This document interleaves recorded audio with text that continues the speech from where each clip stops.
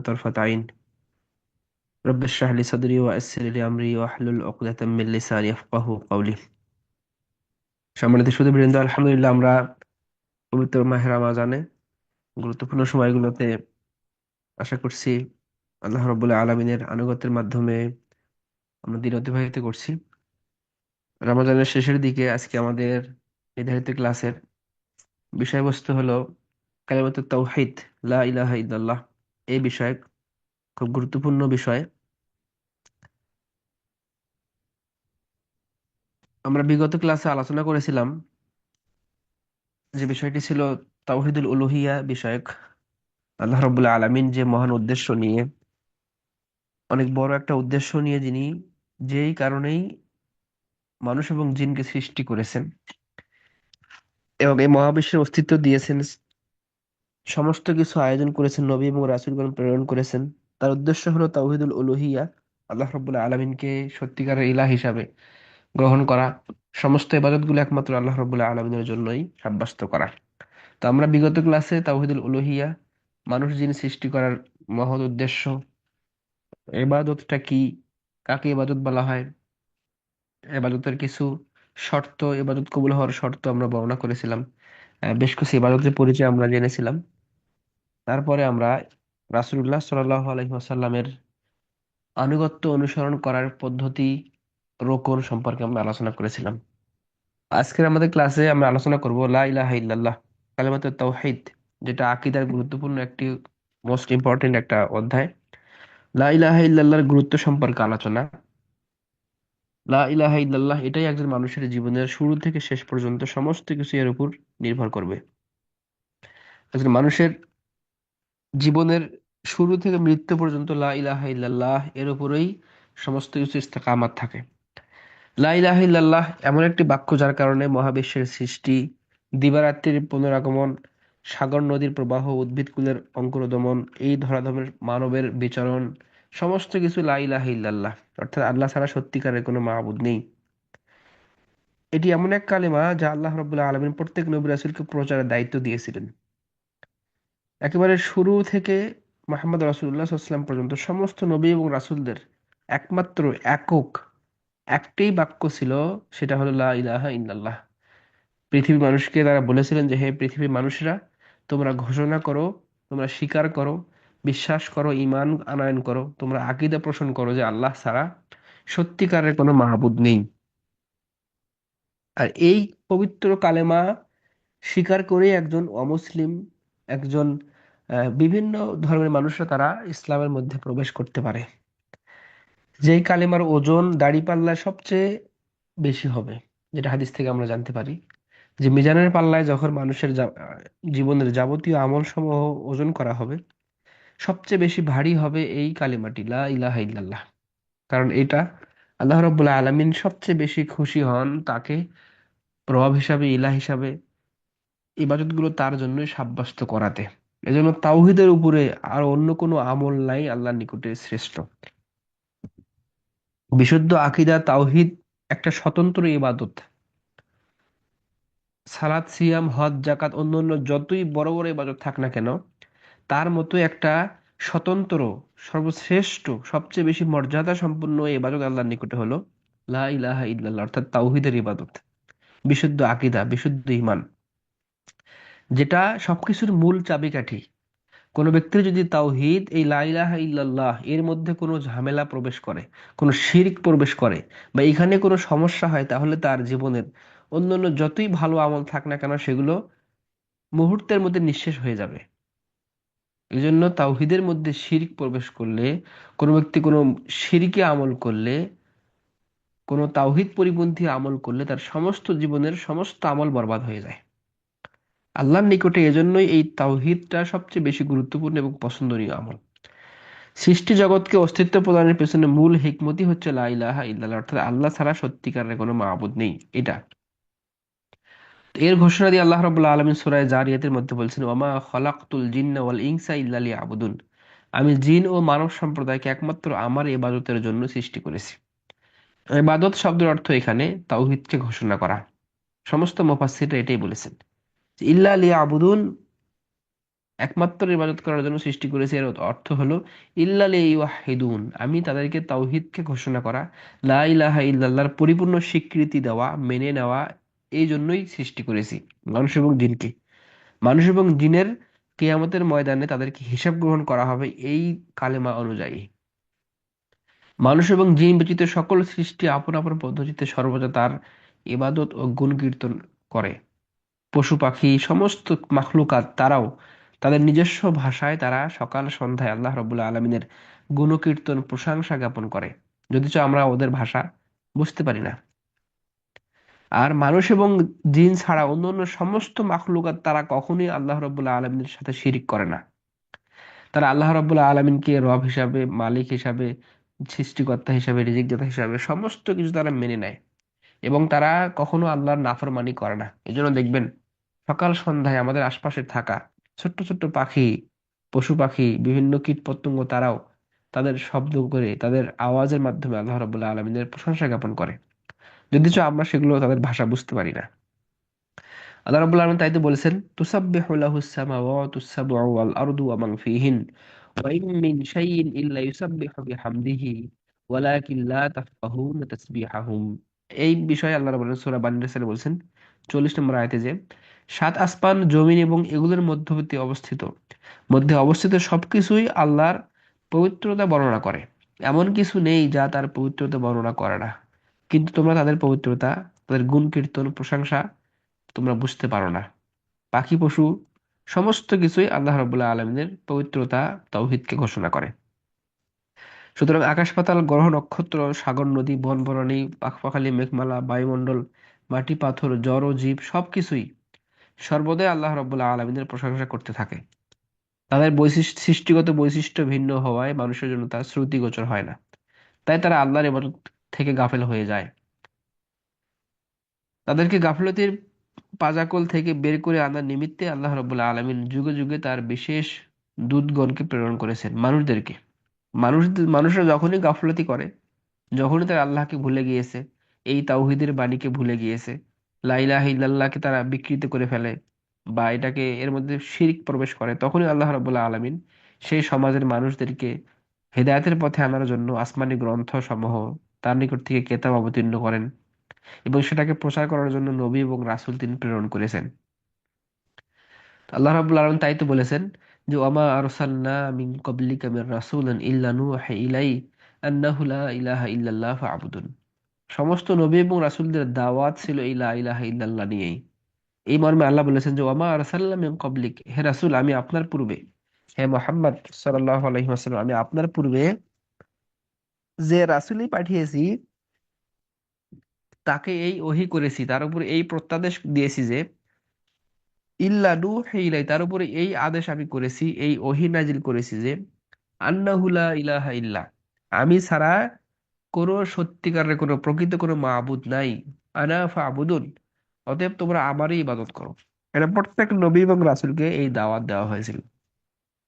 তাওহীদের দাওয়াত, বিশুদ্ধ আকীদার দাওয়াত শুধু আমাদের উম্মত মুহাম্মাদের জন্য নয়, একেবারে আদম থেকে শুরু করে সমস্ত উম্মতদের এই একটাই দাওয়াত ছিল।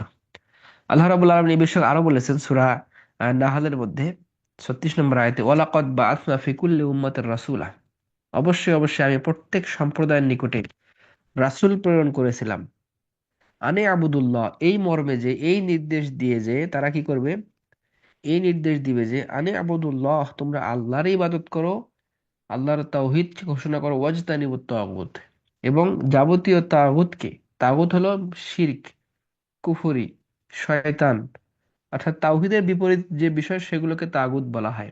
এবং তোমরা আল্লাহর তাওহীদকে ঘোষণা করো এবং ওয়াজতানিবুত তাগুত, এবং তারা কি করবে, সমস্ত তাগুতকে পরিহার করবে এই আদেশ দিয়ে।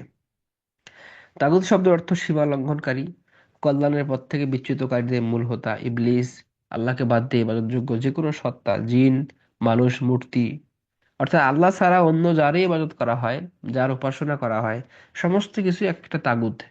যেমন মূর্তি পূজা একটা তাগুত, বড় বড় শিরক এক একটা তাগুত, ইবলিস শয়তান একটা তাগুতের শিখণ্ডী। এভাবে আল্লাহ রাব্বুল আলামিন তাওহীদের বিপরীত যত বিষয় রয়েছে প্রত্যেকটি বিষয় এক একটি তাগুদের বিষয়। আল্লাহ রাব্বুল আলামিনকে বাদ দিয়ে ইবাদতকৃত যে কোনো সত্তা, সেটা জিন হোক অথবা মানুষের মূর্তি, প্রত্যেকটি এক একটি তাগুতের অংশ। তো লা ইলাহা ইল্লাল্লাহ এটা এমন কালেমা যা পাহাড় পর্বত বন সাগর নক্ষত্র গ্যালাক্সি মহাবিশ্ব মহাকাশ সবকিছুর চেয়ে ভারী। যত দামি এবং বৃহৎ সৃষ্টি রয়েছে আল্লাহ রাব্বুল আলামিনের এই মহাবিশ্বে, সমস্ত কিছুর চেয়ে মর্যাদা সম্পন্ন, দামি এবং ওজনওয়ালা, আল্লাহর নিকটে দামি বিষয় হলো লা ইলাহা ইল্লাল্লাহ। আল্লাহ ছাড়া সত্যিকারের কোনো মাবুদ নেই, এই ছোট্ট একটি বাক্য। হাদিসের মধ্যে বিষয়ে ব্যাপক আলোচনা এসেছে, যেমন প্রখ্যাত সাহাবী আবু সাঈদ খুদরি রাদিয়াল্লাহু আনহু রাসূল সাল্লাল্লাহু আলাইহি ওয়াসাল্লাম থেকে বর্ণনা করেন যে একদা মুসা আলাইহিস সালাম বললেন আল্লাহ রাব্বুল আলামিনকে, হে আমার প্রতিপালক, আমাকে এমন কিছু শিখিয়ে দিন যা দ্বারা আপনার জিকির আজগার করব, আপনার কাছে দোয়া করব। শ্রেষ্ঠতম নবী মুসা আলাহিসাল্লাম সাল্লাম আল্লাহর নিকটে এই ফরিয়াদ করেছিলেন যে আমাকে কিছু শিখিয়ে দিন হে আল্লাহ, বিশেষ কিছু, যার মাধ্যমে আমি আপনাকে ডাকবো, আপনার জিকির আজগার করব। তখন আল্লাহ রাব্বুল আলামিন তাকে বললেন, মুসা লা ইলাহা ইল্লাল্লাহ বলো। মুসা আল্লাহ সাল্লামকে তিনি লা ইলাহা ইল্লাল্লাহর কথা স্মরণ করে দিলেন। তখন মুসা আল্লাহ সাল্লাম বললেন, আপনার সব বান্দাই তো এই কথা বলে, এটা নতুন কি আর? সমস্ত তাওহীদপন্থী বান্দারাই তো এই বাক্য দিয়ে আপনাকে আহ্বান করে। তখন আল্লাহ রাব্বুল আলামিন আবার বললেন যে লা ইলাহা ইল্লাল্লাহ বলো। হে মুসা, তুমি লা ইলাহা ইল্লাল্লাহ বলো, এর মাধ্যমে আমাকে, আমার জিকির আজগার করো, আমাকে ডাকো, আমার নিকটে দোয়া করো, আমার ইবাদত করো। তখন মুসা আল্লাহ সাল্লাম বললেন, লা ইলাহা ইল্লাল্লাহ, তবে আমি চাচ্ছি আপনি আমায় বিশেষ কিছু শিখিয়ে দিন। তিনি ভিন্ন কিছু চাচ্ছিলেন, যে এর চেয়েও গুরুত্বপূর্ণ, এর চেয়েও মর্যাদা সম্পূর্ণ, এটা তো সমস্ত বান্দারাই আপনাকে এর মাধ্যমেই ডাকে। লা ইলাহা ইল্লাল্লাহ এর মাধ্যমে আহ্বান করে, এর মাধ্যমে দোয়া করে, এর মাধ্যমে জিকির আজগার করে, আপনার কাছে চায়। আমাকে এর চেয়েও বিশেষ শ্রেষ্ঠ কিছু শিখিয়ে দিন। তখন আল্লাহ রাব্বুল আলামিন তাকে বললেন মুসা আলাইহিস সালামকে যে, মুসা, যদি সাত আসমান ও আমি ব্যতীত যেগুলোর সকল অধিবাসী এবং সকল জমিন এক পাল্লায় রাখা হয়, আর লা ইলাহা ইল্লাল্লাহকে আরেক পাল্লায় রাখা হয়, তাহলে লা ইলাহা ইল্লাল্লাহর পাল্লায় ভারী হয়ে নুয়ে পড়বে। সুবহানাল্লাহি ওয়া বিহামদিহি। বিশুদ্ধ হাদিস এটা, মুসনাদে হাকিমের হাদিস, যেখানে আল্লাহ রাব্বুল আলামিন, এটা হাদিসে কুদসি, রাসূলুল্লাহ সাল্লাল্লাহু আলাইহি ওয়াসাল্লাম আমাদেরকে এটা জানিয়েছেন আল্লাহর পক্ষ থেকে জানিয়ে হাদিসটি, যেখানে স্পষ্ট হলো যে লা ইলাহা ইল্লাল্লাহ এর ওজন কত বেশি, এর ওয়েট কত বেশি, এর আল্লাহর নিকটে কত যে দাম, যেটা মানুষ আমরা কল্পনা করতে পারবো না। মুসা আল্লাহ সাল্লাম চেয়েছিলেন আল্লাহর নিকটে বিশেষ কিছু, যেটা বেশি সম্মানিত, তাকে তিনি লা ইলাহা ইল্লাল্লাহর মাধ্যমেই সেটা করতে বলেছেন। অর্থাৎ লা ইলাহা ইল্লাল্লাহ, আল্লাহ ছাড়া সত্যিকারের মাবুদ নেই, এটার স্বীকৃতি, বিশুদ্ধ তাওহীদের স্বীকৃতি, বিশুদ্ধ ইমানের স্বীকৃতি, এটা এই বাক্যর চেয়ে শ্রেষ্ঠতম, উন্নত মানের কোনো বাক্য আর হতে পারে না। এজন্য প্রত্যেক মুমিনের, প্রত্যেক মুসলিম নর নারীর ইসলামের যে বেসিক ন্যূনতম জ্ঞান থাকা দরকার, তার মধ্যে একটা হলো লা ইলাহা ইল্লাল্লাহ এর জ্ঞান থাকা। এর অর্থ কি, এর শর্তগুলো কি, এটা ভঙ্গ হয়ে যায় কিভাবে। ঈমান ভঙ্গ হয় এই লা ইলাহা ইল্লাল্লাহ থেকে মানুষ বিচ্যুত হলে। লা ইলাহা ইল্লাল্লাহ ভেঙে যাওয়ার, অর্থাৎ মানুষের ঈমান বিনষ্ট হওয়ার বেশ কিছু কারণ রয়েছে, যাতে করে সেগুলো আমাদের মধ্যে না থাকে, এজন্য এটা জানা থাকা দরকার।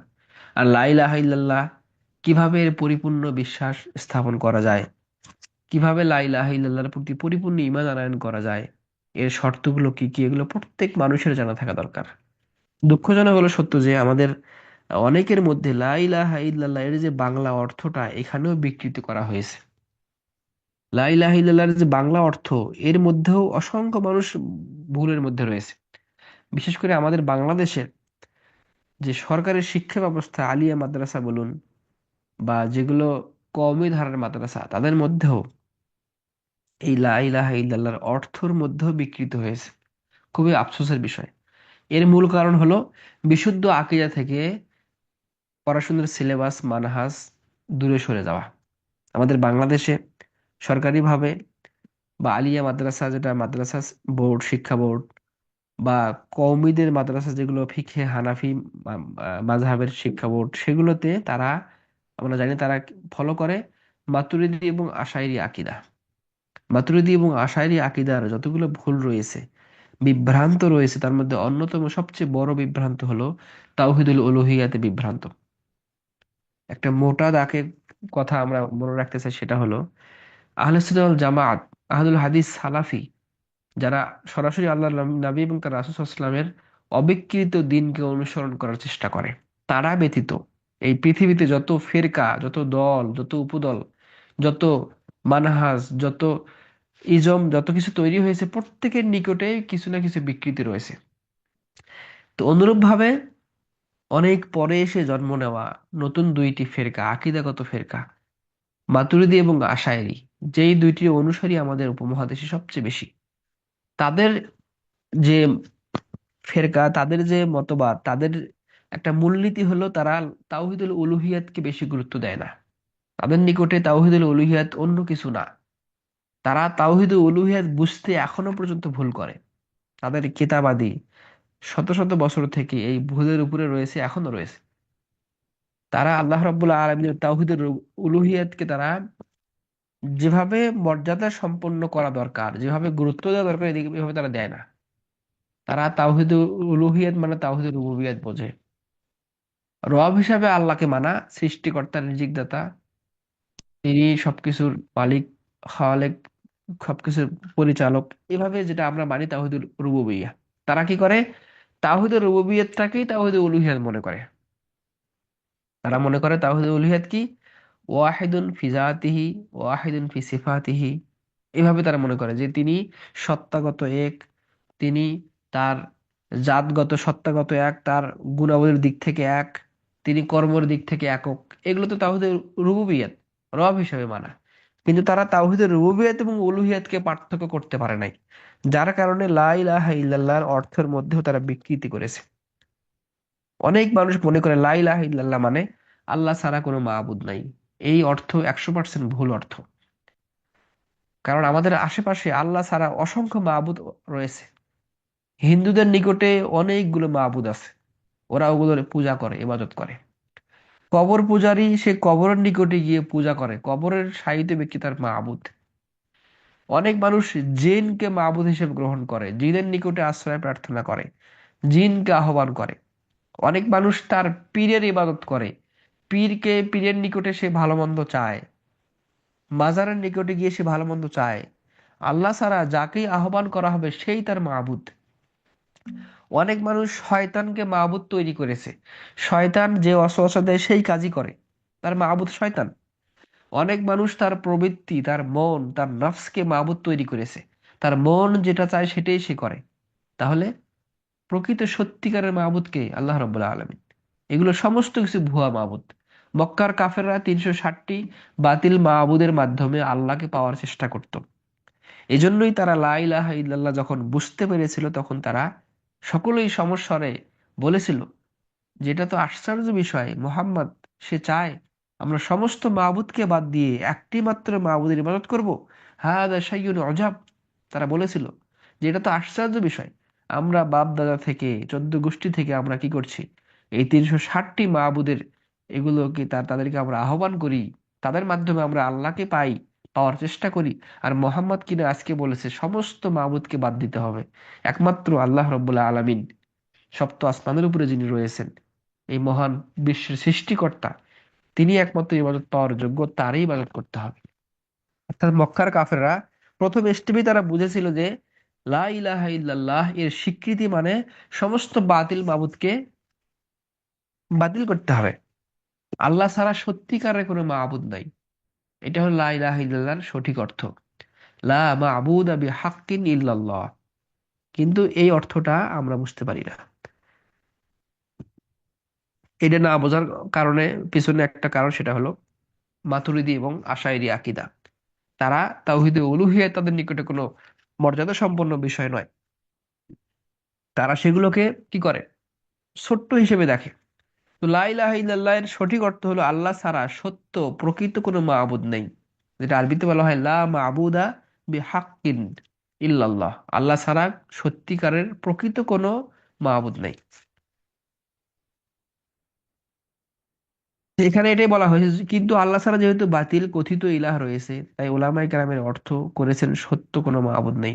আর বাতিল মাবুদ থাকার বিষয়টি আল্লাহ রাব্বুল আলামিন নিজেই কোরআনে উল্লেখ করেছেন। আল্লাহ ছাড়া যে আরো বাতিল মাবুদ আছে, ভুয়া মাবুদ যেগুলোকে মানুষরা যাদের ইবাদত করে, এরকম মাবুদ যে দুনিয়াতে আছে এই বিষয়ে আল্লাহ নিজেই কোরআনে উল্লেখ করেছেন। তিনি বলেন, আমি তাদের উপরে জুলুম করিনি, বরং ওয়ামা যালামনাহুম ওয়ালাকিন যালামু আনফুসাহুম।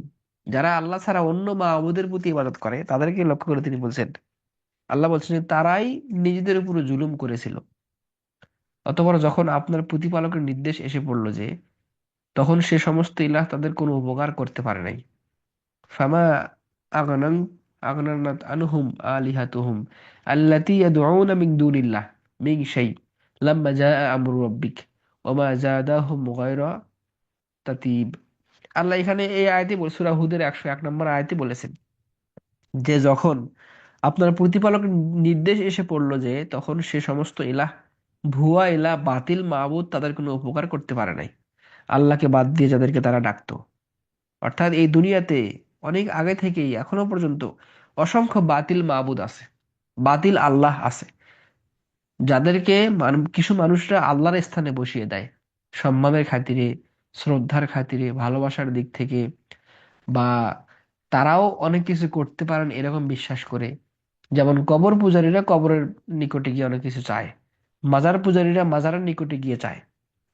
এভাবে কাফের মুশরিকরা আল্লাহ রাব্বুল আলামিনকে বাদ দিয়ে অন্য মানুষ বা জিনকে, অন্য কোনো সৃষ্টিকে তারা ইলাহের জায়গায় বসায়। এমনকি আশ্চর্য বিষয়, হিন্দু ধর্মে দেখবেন তারা গাছকেও পূজা করে, বড় একটা পাথরকে তারা পূজা করছে, বড় একটা হাতি, কোনো জন্তুকে তারা পূজা করে।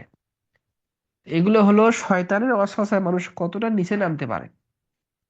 একটা ক্ষুদ্র সৃষ্টিকে তারা পূজা করে, মাছের পূজা করে, বিভিন্ন পশু পাখির পূজা করে, সেগুলোকে তারা অনেক ক্ষমতার অধিকারী মনে করে তারা কি করে, বিশ্বাস করে। তো এগুলো সমস্ত কিছু বাতিল মাবুদ, যেগুলোর সম্পর্কে আল্লাহ স্পষ্ট সূরা হুদের মধ্যে বর্ণনা করেছেন। তো আল্লাহ রাব্বুল আলামিন এগুলোকে নিজেই বাতিল মাবুদ হিসাবে নামকরণ করেছেন। তবে তারা হলো অসত্য বাতিল ইলাহ, যা কোরআনের বাচনভঙ্গি থেকেই বোঝা যায়, অত্র আয়াত থেকে। আল্লাহ রাব্বুল আলামিন এই সকল ইলাহের অসারতা প্রমাণ করার জন্যই তাদের কথার নিন্দা উল্লেখ করেছেন।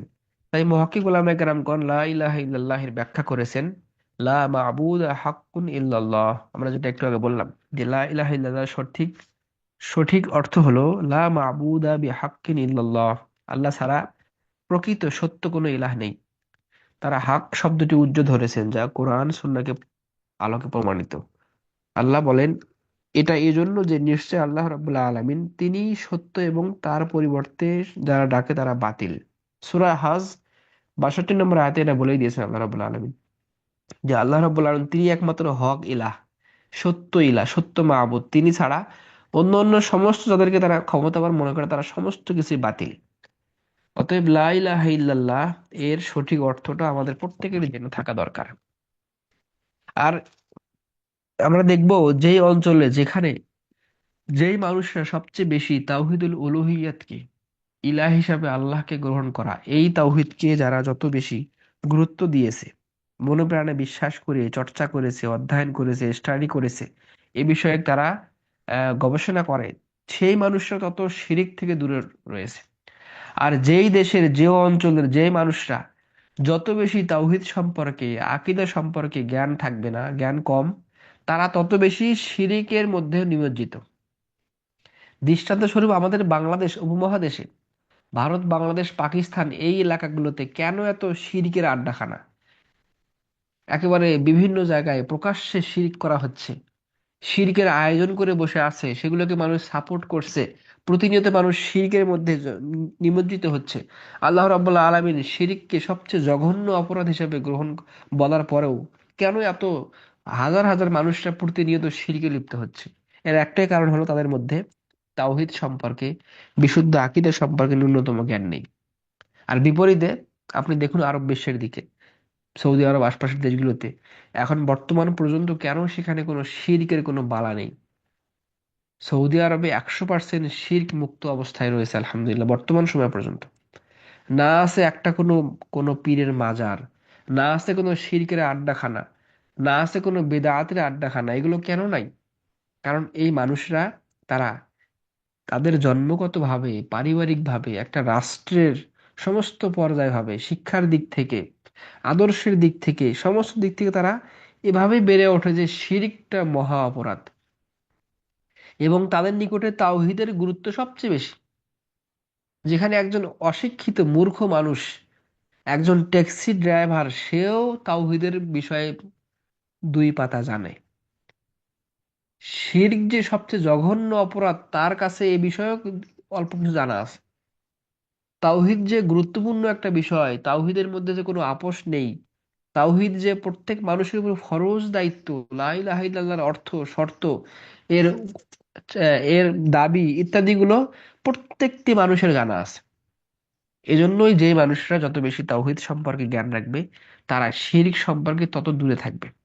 আর যারাই তাওহীদ সম্পর্কে তাদের ন্যূনতম জ্ঞান থাকবে না, তারাই যাবতীয় শিরক, যাবতীয় কুফরি, যাবতীয় অন্যায়, বিভিন্ন মারাত্মক অপরাধ তারা সহজে করে ফেলবে। এটাই পার্থক্য। তো লা ইলাহা ইল্লাল্লাহ এর রয়েছে, এর কিছু মূল ভিত্তি রয়েছে লা ইলাহা ইল্লাল্লাহর, যেটা জানলে আমরা এর প্রতি বিশ্বাসটা আরো বেশি গাঢ় হবে। লা ইলাহা ইল্লাল্লাহ কালিমাতুত তাওহীদ, যেটা আল্লাহর নিকটে সবচেয়ে পছন্দনীয় বাক্য, এর রোকন মূলত দুইটি, এর পিলার দুইটি, দুইটি পিলারের উপর লা ইলাহা ইল্লাল্লাহ দণ্ডায়মান। দুইটি অংশ, একটা হলো লা ইলাহা, প্রথম 1 নম্বর, 2 নম্বর ইল্লাল্লাহ। লা ইলাহা ইল্লাল্লাহ, এখানে এই পরিপূর্ণ বাক্যকে দুই ভাগে ভাগ করা হয়। একটা হলো প্রথম অংশ লা ইলাহা, নেই কোনো ইলাহ, কোনো ইলাহ নেই, এটার স্বীকৃতি দেওয়া। দ্বিতীয়ত ইল্লাল্লাহ, হ্যাঁ, একজন মাত্রই সত্য ইলাহ আছেন, তিনি হলেন আল্লাহ রাব্বুল আলামিন। অর্থাৎ লা ইলাহা ইল্লাল্লাহর রোকন দুইটি। একটা হলো লা ইলাহা, প্রথমত স্বীকৃতি দেওয়া যে কোনো মাবুদ নেই, কোনো ইলাহ নেই, যাকে বলা হয় নাফি। নাফি, না নাকচ করে দেওয়া, না বাদক, যেটা না বাদক করে দেওয়া, নাকচ করে দেওয়া। লা ইলাহা, নেই কোনো ইলাহ। দ্বিতীয় হলো ইসবাত, সাব্যস্ত করা। প্রথমত নাকচ করে দেওয়া, দ্বিতীয়ত সাব্যস্ত করা, হ্যাঁ, ইলাহ রয়েছেন একমাত্র ইল্লাল্লাহ, আল্লাহ ছাড়া। সত্যিকারের ইলাহ একমাত্র আল্লাহ। তো এই অংশ দ্বারা আল্লাহ রাব্বুল আলামিন ব্যতীত যা কিছু ইবাদত করা হয়, তার সবকিছুকে নাকচ করা হচ্ছে। মানুষ, জিন, ফেরেশতা, প্রাণী, জড়, জীব, ইট, পাথর, মূর্তি, ভাস্কর্য, কাল্পনিক কোনো সত্তা, চন্দ্র, সূর্য, গ্রহ, নক্ষত্র, যা কিছুর ইবাদত মানুষ করে, তার মাধ্যমে প্রথম শর্ত লা ইলাহা, কোনো ইলাহ নেই, এগুলো একটাও কোনো সত্যিকারের ইলাহ নয়, এগুলোকে অস্বীকার করা। অত্র অংশ দ্বারা সকল বাতিল ইলাহের অস্তিত্ব অস্বীকার করা হচ্ছে, প্রথম অংশ দ্বারা, লা ইলাহা দ্বারা। আর ইল্লাল্লাহ দ্বিতীয় অংশ দ্বারা প্রমাণ করা হয়েছে যে সকল ইবাদত, সকল আরাধনা, সকল শ্রদ্ধা, সকল সম্মান, সকল উপাসনা একমাত্র আল্লাহর জন্যই নিবেদিত, এবং এতে তার কোনো অংশীদার নেই। অর্থাৎ সমস্ত কিছু আমার আল্লাহর জন্যই। প্রথমাংশ না বাচক এবং শেষাংশ হ্যাঁ বাচক। এই দুই হলো তাওহীদ তথা আল্লাহর একত্বের মূল প্রতিপাদ্য বিষয়। এই দুটোর কোনো একটি বাদ দিলে তাওহীদ থাকে না, দুইটাকেই গ্রহণ করতে হয়। এই দুইটা মূল ভিত্তির উপরেই আমার আপনার ইসলাম, আমার আপনার সালাত, সিয়াম, হজ, জাকাত, সমস্ত কিছু প্রতিষ্ঠা লাভ করবে, সমস্ত কিছু নির্মিত হবে। লা ইলাহা ইল্লাল্লাহ, সমস্ত বাতিল মাবুদকে অন্তর থেকে ঝেড়ে ফেলে দেওয়া এবং একমাত্র আল্লাহ রাব্বুল আলামিনকে সত্যিকারের ইলাহ হিসাবে গ্রহণ করা। তো তাওহীদ প্রতিষ্ঠায় একই সময় এই দুই রোকনের উপর উপস্থিতি অপরিহার্য। এই দুইটি বিষয়ের উপরেই একজন মানুষের তাওহীদ প্রতিষ্ঠা হবে। তো এর প্রমাণ কি? এই যে প্রথমে নাকচ করে দেওয়া, আবার আল্লাহর জন্য সাব্যস্ত করা। আল্লাহ কোরআনে বলেছেন সূরা বাকারার মধ্যে, ফামাই ইয়াকফুর বিত্তাগুত, ইসলামের প্রতি ঈমান আনা, তাওহীদের প্রতি ঈমান আনার ক্ষেত্রে যে শর্ত আল্লাহ দিয়েছেন, তিনি বলেই দিয়েছেন, ফামাই ইয়াকফুর বিত্তাগুত, অতএব যে ব্যক্তি তাগুতকে অস্বীকার করে। তাগুত মানে আল্লাহ ছাড়া যার ইবাদত করা হয়, সমস্ত বাতিল মাবুদকে যারা কি করে, অস্বীকার করে। এটা হলো লা ইলাহা, নেই কোনো ইলাহ, প্রথম কথা। দ্বিতীয়ত কি, ওয়াইউমিন বিল্লাহ, এরপরে কি, আর ইউমিন বিল্লাহ, সে আল্লাহর উপরেই বিশ্বাস স্থাপন করে, ঈমান আনয়ন করে, অর্থাৎ ইল্লাল্লাহ, একমাত্র আল্লাহ। ফাকাদ ইসতামসাকা, যে ব্যক্তি এই দুইটি কাজ করতে পারলো, ফাকাদ ইসতামসাকা বিল উরওয়াতিল উসকা, সে কি করলো, সে মজবুত রশিকে আঁকড়ে ধরলো শক্তভাবে, অর্থাৎ যেটা হলো ইসলাম। অর্থাৎ বিশুদ্ধ তাওহীদের মাধ্যমে সে ইসলামের সঠিক রজ্জুকে, রশিকে সে আঁকড়ে ধরলো। লাং ফিসাম আলাহা, যেটা কখনোই তার থেকে বিচ্ছিন্ন হবে না, অর্থাৎ বিশুদ্ধ তাওহীদ। কোনো ব্যক্তি যদি বিশুদ্ধ তাওহীদ পেয়ে যায়, সে কখনো আর সঠিক পথ থেকে, হক থেকে বিচ্যুত হবে না। এই আয়াতের মাধ্যমেই এই লা ইলাহা ইল্লাল্লাহর যে দুইটি রোকন রয়েছে তার দলিল রয়েছে। সূরা বাকারার 256 নম্বর আয়াত, এটাই লা ইলাহা ইল্লাল্লাহর দুইটি রোকনের স্পষ্ট দলিল। আল্লাহুম্মা সাল্লি আলা মুহাম্মাদ। তা আমরা বুঝতে পারলাম যে সূরা বাকারা 256 নম্বর আয়াতের মাধ্যমে আমরা স্পষ্টভাবে প্রমাণ পেলাম যে লা ইলাহা ইল্লাল্লাহ, আল্লাহ ছাড়া সত্যিকারের কোনো মাবুদ নেই। এর দুইটি বিশেষ রোকন রয়েছে, পিলার রয়েছে, যেটা না বাচক এবং হ্যাঁ বাচক, যেটা এই আয়াতের মাধ্যমেই স্পষ্ট প্রমাণিত হয়ে গেল। তো আমরা এখন দেখবো লা ইলাহা ইল্লাল্লাহর শর্ত কি কি। এর বিশেষ কিছু শর্ত রয়েছে, 7 থেকে 8টি শর্ত রয়েছে, যেই শর্ত সম্পর্কে আমাদের প্রত্যেকের ন্যূনতম জ্ঞান থাকতে হবে। এই শর্ত অনুপাতে লা ইলাহা ইল্লাল্লাহ কোনো মানুষের নিকটে গ্রহণযোগ্য না হলে সেই ব্যক্তির লা ইলাহা টিকবে না। মুখে হাজার লক্ষ লক্ষ বার লা ইলাহা ইল্লাল্লাহর তাসবিহ পাঠ করলেও সেই ব্যক্তির মধ্যে যদি এই 8টি শর্ত, 7 অথবা 8টি শর্ত না পাওয়া যায়, তাহলে সেই ব্যক্তির লা ইলাহা ইল্লাল্লাহ পরিপূর্ণ হয়নি।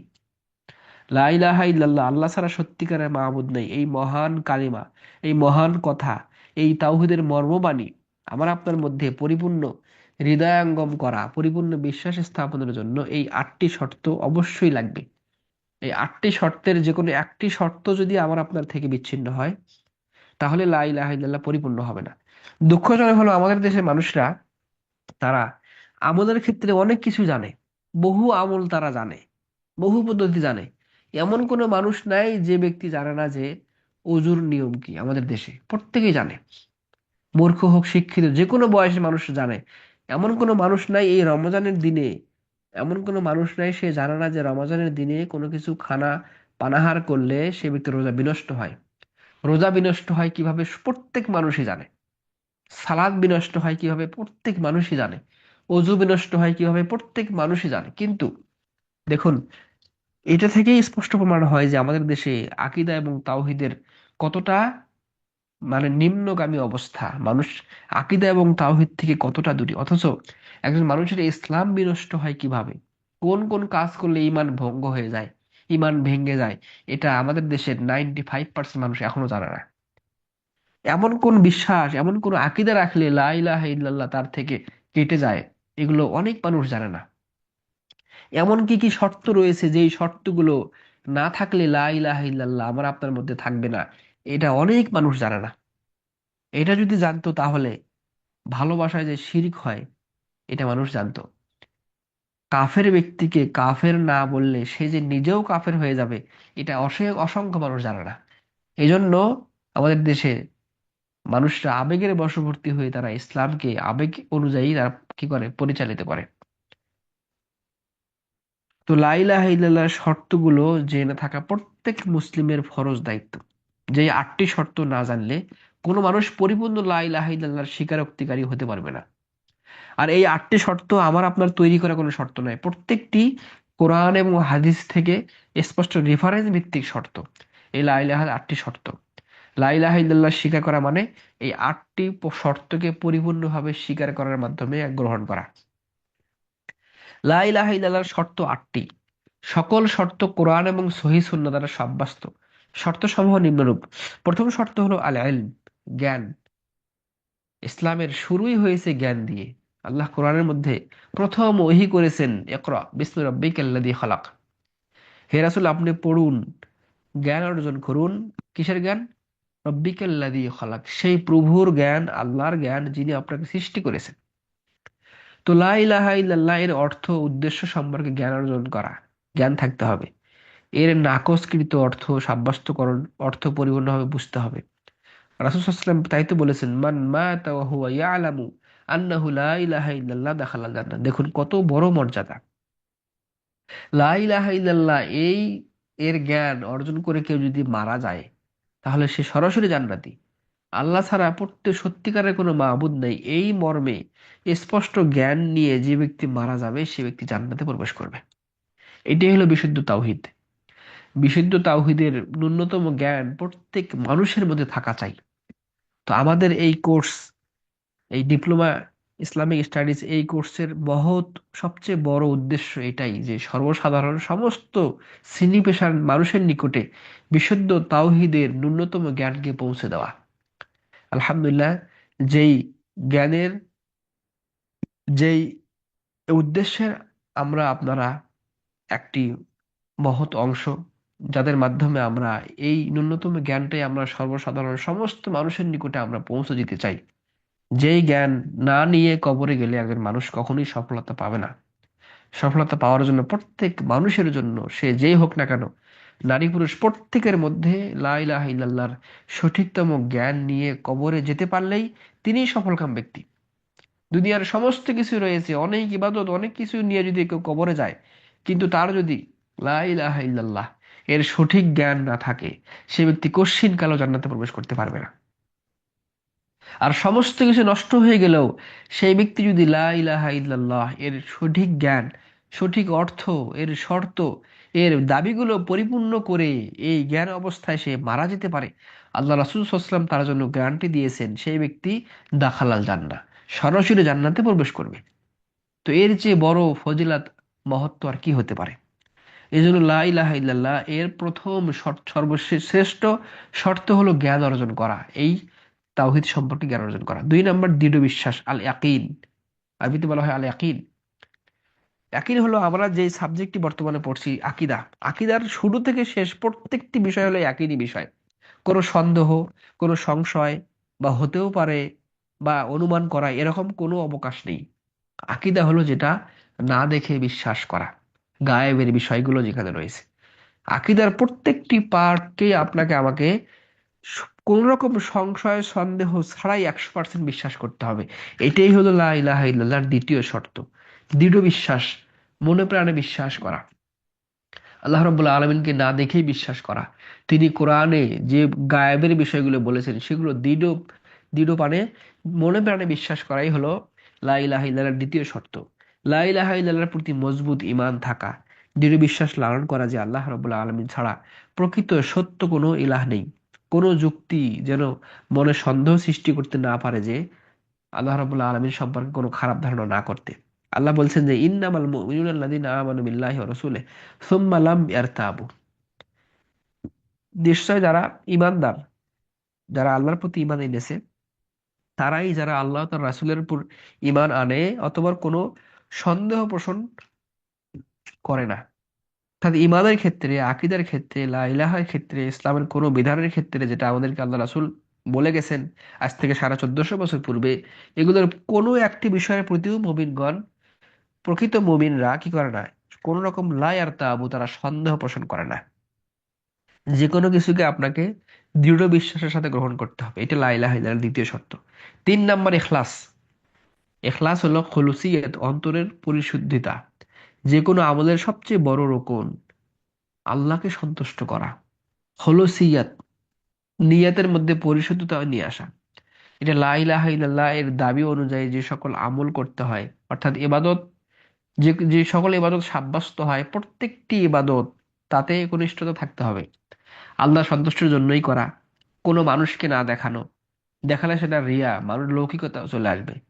আর এর সওয়াব, এর নেকি একমাত্র আল্লাহর নিকটেই প্রার্থনা করা। অর্থাৎ যাবতীয় আমলের মাধ্যমে একমাত্র আল্লাহকেই সন্তুষ্ট করাই হলো ইখলাসের সবচেয়ে বড় বিষয়।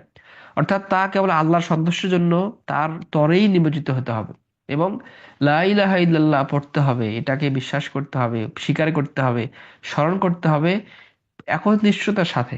নবী সাল্লাল্লাহু আলাইহি ওয়াসাল্লাম বলেছেন, আসআদুন নাস বিশাফাআতি ইয়াউমুল কিয়ামাহ। দেখুন কত বিশাল সৌভাগ্য রাসূল সাল্লাল্লাহু আলাইহি ওয়াসাল্লাম ঘোষণা করেছেন, ওয়াদা করেছেন আল্লাহর নিকট থেকে তিনি জেনে, যে কিয়ামতের দিন সবচেয়ে সৌভাগ্যশীল ব্যক্তি, সবচেয়ে সৌভাগ্যশীল ব্যক্তি, ভাগ্যবান ব্যক্তি হবে বিশাফাআতি, যে আমার শাফাত পেয়ে ধন্য হবে। তারা কারা? যারা, যেই মুসলিমরা মান ক্বালা লা ইলাহা ইল্লাল্লাহ, যারা বলেছে, স্বীকার করেছে, যারা একনিষ্ঠতার সাথে বলেছে কি আল্লাহ ছাড়া সত্যিকারের কোনো মাবুদ নেই, খালিসাম মিন কলবে, তার অন্তর থেকে সে একনিষ্ঠতার সাথে, খুলুসিয়তের সাথে, ইখলাসের সাথে সে স্বীকার করেছে যে আল্লাহ ছাড়া সত্যিকারের কোনো মাবুদ নেই। এখানে আল্লাহ রাসূল স্পষ্ট বললেন যে খালিসাম মিন কলবে, একনিষ্ঠ অন্তরে, একনিষ্ঠতার সাথে, ইখলাসের সাথে। অর্থাৎ বোঝা গেল ইখলাস ছাড়া মানুষকে দেখানোর উদ্দেশ্য বা অন্তরে এক বাহিরে এক মুনাফিকি এগুলো নিয়ে লা ইলাহা ইল্লাল্লাহ স্বীকার করা বা স্মরণ করলে কোনো ফায়দা আসবে না। তিনি আরো বলেছেন, হাদিসের মধ্যে সহিহ মুসলিমে এসেছে, যে ব্যক্তি আল্লাহর সন্তুষ্টি অর্জন করার উদ্দেশ্যে লা ইলাহা ইল্লাল্লাহ বলে, স্বীকার করে, আল্লাহ তার উপর জাহান্নামের আগুনকে হারাম করে দেন। সুবহানাল্লাহি ওয়া বিহামদিহি। অর্থাৎ যে কোনো ইবাদতে ইখলাস এতটাই গুরুত্বপূর্ণ। আমরা বিগত ক্লাসেও আলোচনা করেছিলাম, দুনিয়ার সমস্ত ইবাদত কবুল হওয়ার দুইটি শর্ত রয়েছে। যে কোনো ইবাদতে আপনি এই দুইটি শর্তকে নিয়ে যাবেন, তারপরে আপনি সেই ইবাদতটি চেক করবেন যে এটা আসলে সঠিক কিনা, তাহলে বুঝতে পারবেন। যে কোনো ইবাদত আপনি করেন না কেন, এই দুইটি বিষয় যদি আপনি সেখানে নিয়ে যান, এই দুইটি বিষয়কে সেখানে উপস্থিত করেন, তাহলে আবার আপনার ইবাদতটি আল্লাহ নিকটে গ্রহণযোগ্য হবে। আর যে ইবাদতের মধ্যে, যেটা যত বড় ইবাদত হোক না কেন, যদি এই দুইটি প্রধানতম শর্ত না থাকে, তাহলে বুঝে নেবেন যে সেই ইবাদতটি কবুল হবে না। একটি হলো ইখলাস, আল্লাহ সন্তুষ্টি অর্জন থাকা। দুই নম্বরে মোতাবাত, আল্লাহ রাসূলের পদ্ধতি অনুযায়ী হওয়া।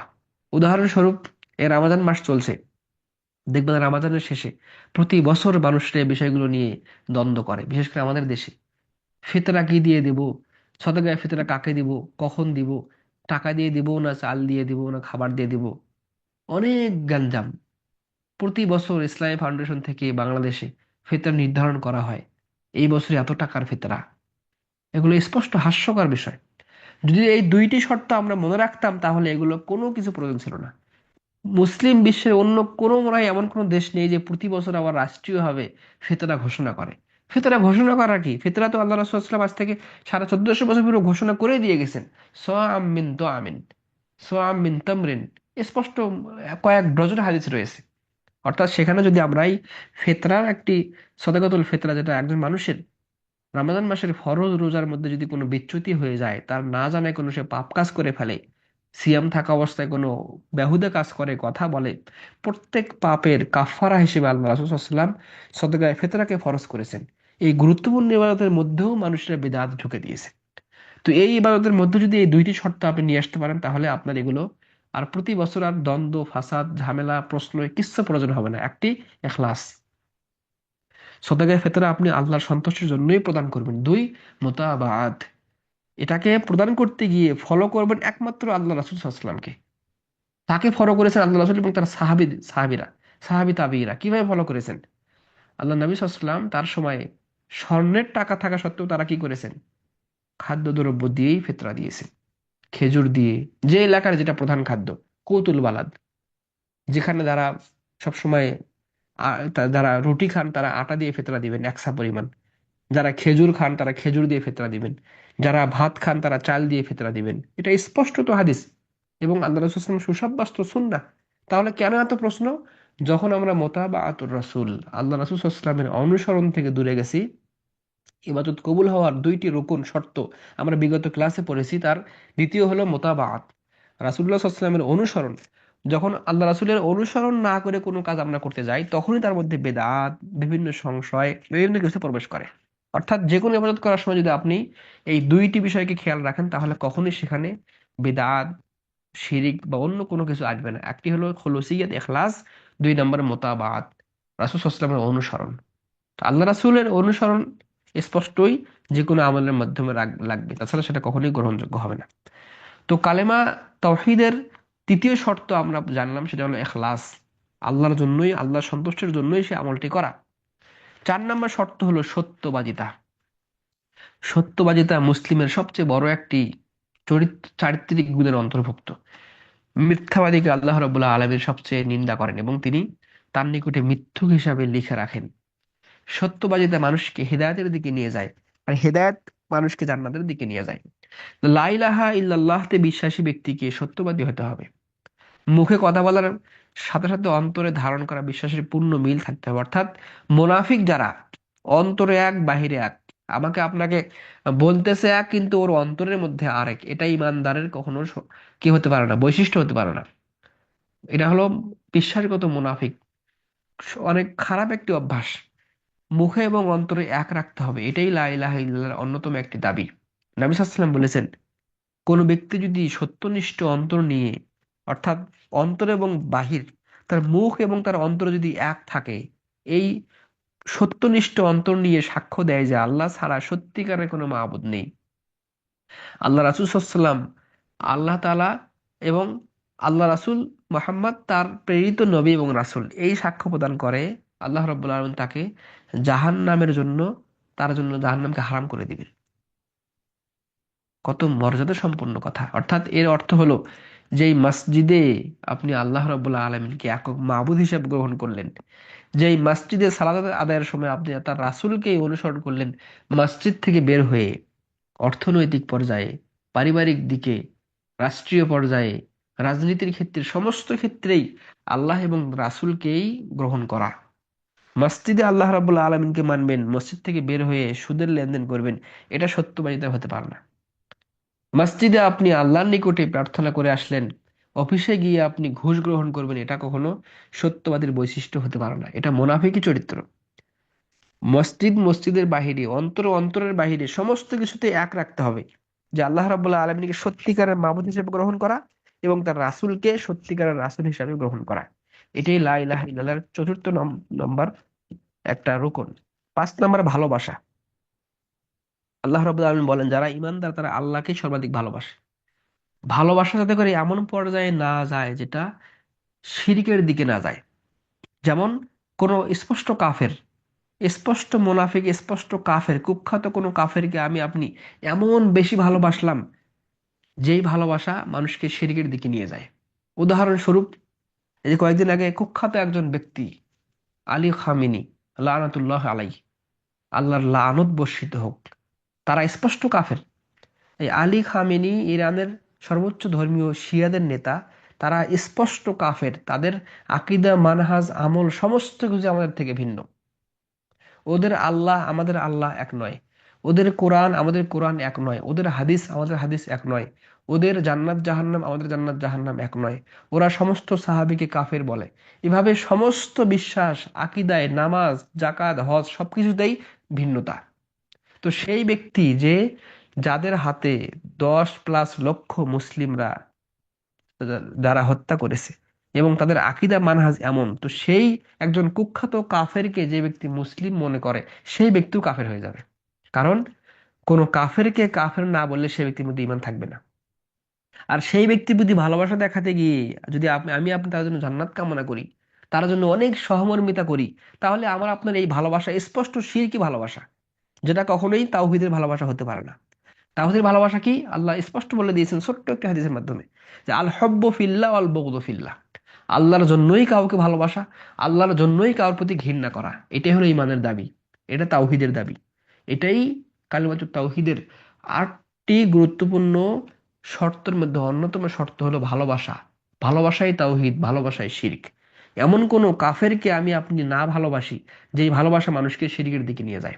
যেমন কোন খেলোয়াড়, কোন কোন খ্রিস্টান ইহুদি খেলোয়াড়, কোন নায়ক নায়িকা, কোন সেলিব্রিটি তাদেরকে এতটাই অনুসরণ করে, এতটাই তাকে মনের মধ্যে ধারণ করে যে তার মতো নিজের স্টাইল, নিজের চারিত্রিক গঠন, চাল চলন, কথাবার্তা, নিজের পোশাক আশাককে মানুষ পরিবর্তন করে ফেলে। এই ভালোবাসাগুলো মানুষকে ঈমান থেকে বিচ্ছিন্ন করতে পারে, যেগুলো মানুষকে শিরকের দিকে নিয়ে যায়। অতএব ভালোবাসা হবে আল্লাহর জন্যই, কারোর প্রতি ঘৃণা হবে আল্লাহর জন্যই, যেটা সূরা বাকারার মধ্যে স্পষ্ট আল্লাহ রাব্বুল আলামিন বলে দিয়েছে। 6 নম্বর শর্ত হলো লা ইলাহা ইল্লাল্লাহর আত্মসমর্পণ। আত্মসমর্পণ অর্থাৎ সারেন্ডার হওয়া, যেটা ইসলামের গুরুত্বপূর্ণ একটা বিষয়। ইসলাম মানে হলো ইস্তিসলামুলিল্লাহ, আল্লাহর জন্য সারেন্ডার হওয়া, আত্মসমর্পণ করা, নীতি নতি স্বীকার করা। এই কালেমার প্রতি পূর্ণ আত্মসমর্পণ অন্যতম শর্ত। আল্লাহ বলেছেন, ও আনিবু ইলা রাব্বিকুম ওয়া আসলিমু লাহ, তোমরা তোমাদের রবের অভিমুখী হও এবং তার কাছে আত্মসমর্পণ করো। সূরা জুমার 54 নম্বর আয়াত।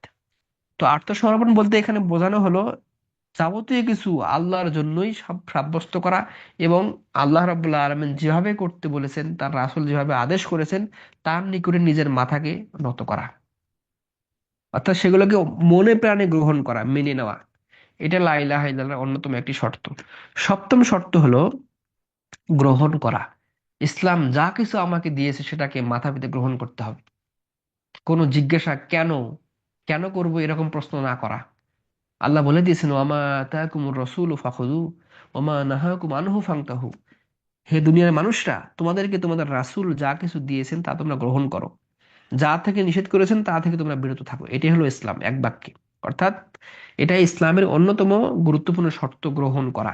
এই কালেমা এবং তার দাবি সমূহ দ্বিধাহীনভাবে গ্রহণ করতে হবে, কবুল করতে হবে। একজন প্রকৃত ইমানদার বিনা বাক্য ব্যয় এই কালেমা বলে ফেলবে। পক্ষান্তরে একজন অবিশ্বাসী এই কালিমা তাওহীদ লা ইলাহা ইল্লাল্লাহ বলতে গেলে বিভিন্ন আপত্তি প্রকাশ করবে। আল্লাহ বলেছেন, ইন্নাহুম কানু ইযা কিলা লাহুম লা ইলাহা ইল্লাল্লাহ ইস্তাকবিরুন। এটা কাফিরদের স্বভাব। যখন তাদেরকে বলা হলো যে আল্লাহ ছাড়া প্রকৃত কোনো ইলাহ নেই, সত্যিকারের মাবুদ নেই বলো, তখন তারা অহংকার করত। তারা এটাকে স্বীকার করতো না। অর্থাৎ ইসলামের কোনো বিধানকে অগ্রাহ্য করা, ঘৃণা করা, এটা কুফুরের লক্ষণ। যদি জেনে বুঝে কোনো মানুষ ইসলামের কোনো একটি বিধানকে ঘৃণা করে, তাহলে সে কাফের হয়ে যাবে। যেমন একজন পুরুষ মানুষের সুসাব্যস্ত সুন্নাত হলো তার মুখে অনেক সুন্দর দাড়ি থাকবে। এটা সৃষ্টিগত একটা বিষয়। আল্লাহ রাব্বুল আলামিন পুরুষদেরকে দাড়ি দিয়ে সৃষ্টি করেছেন। এটাকে পরিবর্তন করা আল্লাহর সাথে বিভিন্ন অপমানজনক কাজের অন্তর্ভুক্ত। কোনো মানুষ যদি, কোনো নারী পুরুষ যদি অন্তর থেকে ঘৃণা করে পর্দার বিধানকে, সে যদি পর্দার বিধানকে ঘৃণা করে, সে পছন্দ করে না, সে যদি একটা একটা পুরুষের দাড়িকে সে ঘৃণা করে, তাহলে সে কাফের হয়ে যেতে পারে। কারণ এটাকে সে অন্তর থেকে ঘৃণা করেছে। ইসলামের কোনো একটা বিধানকে নেগলেক্ট করা, সেটাকে ছোট করা, ঘৃণা করা, ব্যঙ্গাত্মক করা, এগুলো স্পষ্টত কুফুরের লক্ষণ। হ্যাঁ, আমি আপনার সামর্থ্য অনুযায়ী যদি সেটা পালন নাই করতে পারি, সেটা ভিন্ন বিষয়।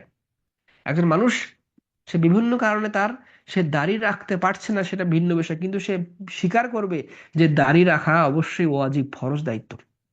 একটা মহিলা, সে পরিপূর্ণ 100% পর্দা করতে পারছে না নিজের ব্যর্থতার কারণে, বিভিন্ন সমস্যার কারণে, কিন্তু তাকে স্বীকার করতে হবে যে হ্যাঁ, অবশ্যই আল্লাহ রাব্বুল আলামিন পর্দার বিধানকে ফরজ করেছেন কোরআনের আয়াত দিয়ে, আল্লাহ রাসূলুল্লাহ সাল্লাল্লাহু আলাইহি ওয়াসাল্লামের হাদিসের মাধ্যমে। সেই ফরজিয়াতকে স্বীকার করতে হবে। যদি সে স্বীকারই না করে, ঘৃণা করে, বা এটাকে সে আহ বর্তমান জামানার সাথে যায় না, বা এরকম অনেক কিছু মনে করেন, বা নাক ছিটকায়, ব্যঙ্গাত্মক করে, তাহলে সে স্পষ্ট কাফের হয়ে যাবে। ইসলামের কোনো একটি বিষয়কে নিয়ে কোনো ব্যক্তি যদি ব্যঙ্গাত্মক করে, নাক ছিটকায়, ঘৃণা করে, নেগলেক্ট করে, তাহলে অবশ্যই সে ব্যক্তি কাফের হয়ে যাবে। এটাই হলো গ্রহণ না করা। ইসলাম হলো সমস্ত যা কিছু আল্লাহ আমাদের জন্য দিয়েছেন, আল্লাহ রাসূল দিয়েছেন, সেটাকে মাথা পেতে গ্রহণ করে নেওয়া। এর নাম হলো ইসলাম। ইসলাম শব্দের অর্থই হলো আত্মসমর্পণ করা। আল ইসতিসলামু লিল্লাহ বিত্তাওহীদ ওয়াল ইনকিয়াদু আনিশ শিরক। ইসলাম শব্দের অর্থই হলো আল্লাহর নিকটে তাওহীদকে মাথা পেতে মেনে নেওয়া এবং যাবতীয় শিরক, কুফরি থেকে কি করা, নিজেকে মুক্ত ঘোষণা করা। সর্বশেষ শর্ত হলো লা ইলাহা ইল্লাল্লাহ, তাগুতকে অস্বীকার করা, সবচেয়ে বড় শর্ত। তাগুতকে অস্বীকার কি? আল্লাহ রাব্বুল আলামিন বাদ দিয়ে অন্য যারই ইবাদত করা হয় তার নাম তাগুত। মূর্তি পূজা একটা তাগুত, শয়তান একটা তাগুত, মানুষের নফস একটা তাগুত। এভাবে যত পাপ রয়েছে, প্রত্যেকটি পাপই এক একটি তাগুত। তাগুতের উপর অপর অর্থ হলো ইবলিস, শয়তান। এগুলোকে অস্বীকার করতে হবে। আল্লাহ বলেছেন, ফামাই ইয়াকফুর বিত তাগুত ওয়া ইউমিন বিল্লাহ। যে ব্যক্তি তাগুতকে অস্বীকার করে এবং আল্লাহর প্রতি পরিপূর্ণ বিশ্বাস স্থাপন করে, সেই ইমানের মজবুত রজ্জুকে আঁকড়ে ধরতে পেরেছে। রাসূলুল্লাহ সাল্লাল্লাহু আলাইহি ওয়াসাল্লাম আরো বলেছেন, মান ক্বালা লা ইলাহা ইল্লাল্লাহ ওয়া কাফারা বিমা ইউ'বাদু মিন দুনিল্লাহ। যে ব্যক্তি এ কথা বলে যে আল্লাহ ছাড়া সত্যিকারের কোনো মাবুদ নেই, এটাকে দৃঢ়ভাবে গ্রহণ করে, ওয়া কাফারা বিমা ইউ'বাদু মিন দুনিল্লাহ, আর সে অস্বীকার করে আল্লাহ ছাড়া যার ইবাদত করা হয়, শয়তান, মানুষ, জিন, বিভিন্ন কিছু যেগুলো ইবাদত করা হয় বাতিল মাবুদ, সেগুলোকে যে ব্যক্তি অস্বীকার করে এবং একমাত্র আল্লাহর জন্যই সমস্ত কিছু সাব্যস্ত করে, হারুমা মালুহু ওয়া দামুহু ওয়া হিসাবুহু আলাল্লাহ।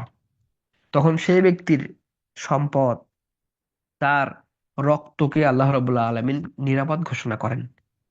আর তার হিসাবের দায়িত্ব একমাত্র আল্লাহর নিকটে। অর্থাৎ সে ব্যক্তি মুসলিম, যে ব্যক্তি লা ইলাহা ইল্লাল্লাহকে পরিপূর্ণ স্বীকার করলো এবং এর বিপরীতে সমস্ত তাগুতকে অস্বীকার করলো।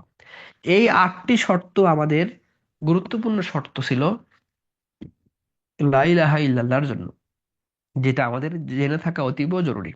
তো আজকে ক্লাস আমরা এখানে শেষ করব।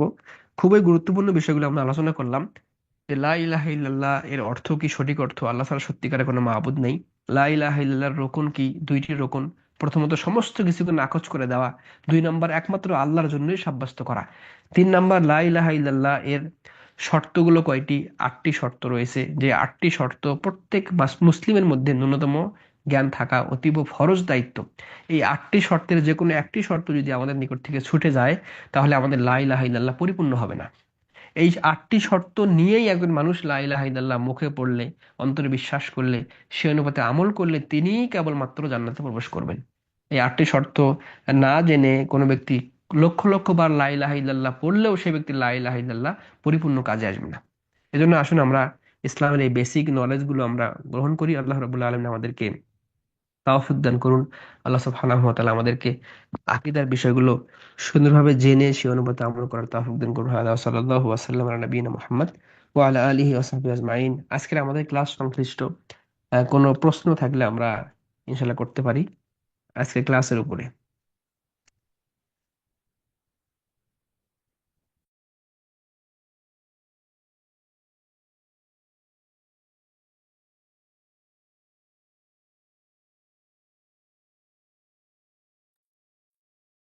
আজকের আমাদের লা ইলাহা ইল্লাল্লাহ এই ক্লাসের উপরে কোনো প্রশ্ন আছে কিনা কারো?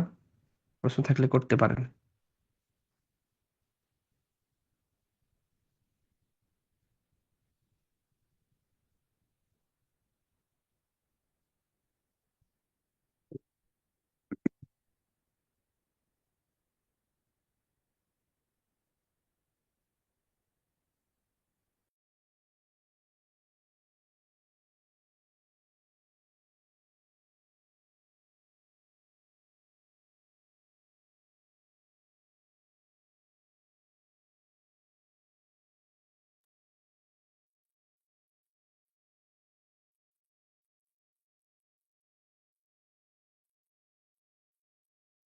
জি, কে এম জাহিদ ভাই, আপনি প্রশ্ন করেন। আসসালামু আলাইকুম রহমতুল্লাহ। ওস্তাদ, যদি অনুমতি দেন তাহলে একটা বই সম্পর্কে জানতে চাইবো আর কি, আকীদার জি বিষয়ে, বলেন। যে এটা পড়া যাবে কি? জি, তাওহীদ বান্দার উপর আল্লাহর হক, শেখ জাকারিয়া বিন আলী, এটা সম্পাদনা করছে আবু বকর জাকারিয়া হাফেজউল্লাহ। এই বইটা কি পড়া যাবে? এটার যে লেখক তাকে ভালো মতো চিনতে পারলাম না। ডক্টর আবু বকর আমিও তো জাকারিয়া চিনি। স্যার, আহ, উনি সম্পাদন করেছেন নতুন বই না অনেক আগের?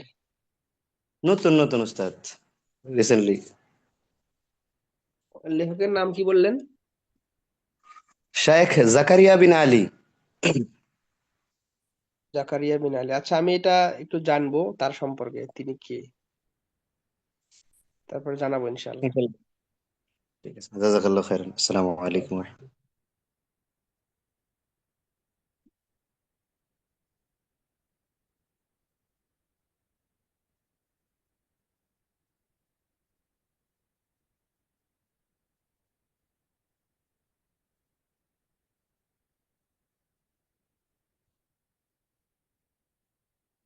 আমাদের আজকে ক্লাস সংশ্লিষ্ট কোনো প্রশ্ন আছে কিনা? প্রশ্ন থাকলে আপনারা করতে পারেন।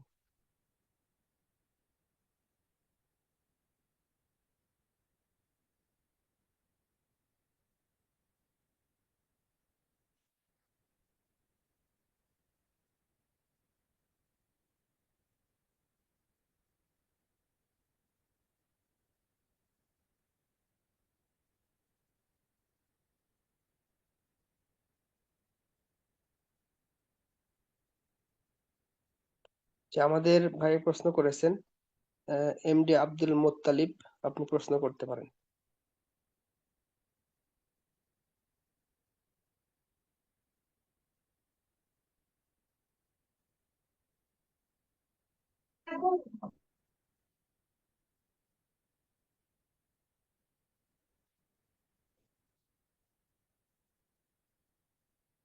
জি, এমডি আব্দুল মোত্তালিব ভাই, আপনি প্রশ্ন করেন। আসসালামু আলাইকুম। ওয়ালাইকুম আসসালাম রহমতুল্লাহ বরাকাত। যে উস্তাদ, আজকে আপনার লেকচার থেকে যেটা শুনলাম আর কি, মানে শিয়ারা কি সমস্ত সাহাবীদেরকে কাফের বলে নাকি কয়েকজনকে এর মধ্যে কয়েকজনকে বাদ দিয়ে কয়েকজনকে কাফের বলে না, এরকম কিনা উস্তাদ বিষয়টা? জি, শিয়ারা যে 3জন সাহাবীকে শুধু কাফের বলে না, ওটা ওদের স্বার্থের জন্য। ওরা মূলত সমস্ত সাহাবীকে কাফের বলে। ওটা ওটা তাকিয়া নীতি। ওরা 3জন 4জন, সর্বোচ্চ 5 থেকে 6 জন সাহাবীকে তারা কাফের মনে করে না। তার মধ্যে একজন হলো আলী রাদিয়াল্লাহু আনহু। তারা তো আলী রাদিয়াল্লাহু আনহুকে কাফের না বলে, তারা আলীকে সরাসরি আল্লাহ বলে, আলীকে ইলাহ হিসাবে গ্রহণ করে। আলী, ফাতেমা, হাসান, হোসাইন তাদেরকে তারা কাফের মনে করে না, কারণ তাদেরকে নিয়ে তারা বিভ্রান্ত করেছে সমস্ত কিছু। তাছাড়া সমস্ত সাহাবীকে তারা কাফের মনে করে। জি জি, শুক্রিয়া, জাজাকুমুল্লাহ খাইরান।